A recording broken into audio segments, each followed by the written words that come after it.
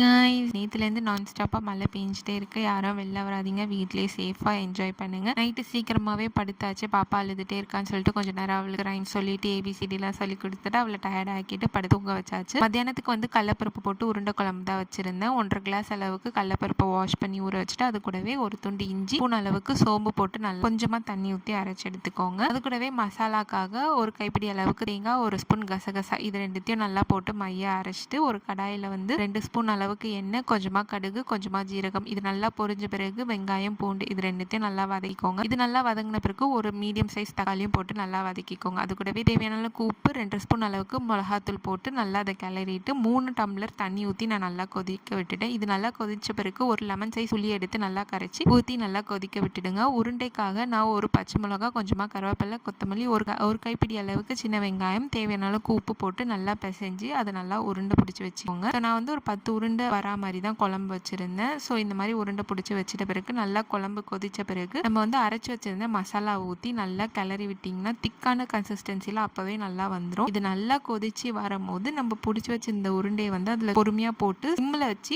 ஒரு 2 மினிட்ஸ்க்கு மூடி வச்சிங்கன்னா அது வெந்து நல்லா மேலே மிதந்து வரும் போதே நம்மளுக்கு கமகமன்னு நல்லா வாசனை வரும். அது மேலே கொஞ்சமாக கொத்தமல்லி தூவி போட்டு சாப்பிட்டிங்கன்னா சுட சாதத்தில் அடடடா இந்த மலைக்கு ரொம்ப அட்டகாசமாக இருக்கும். இருக்குன்றதை கீழே கமெண்ட்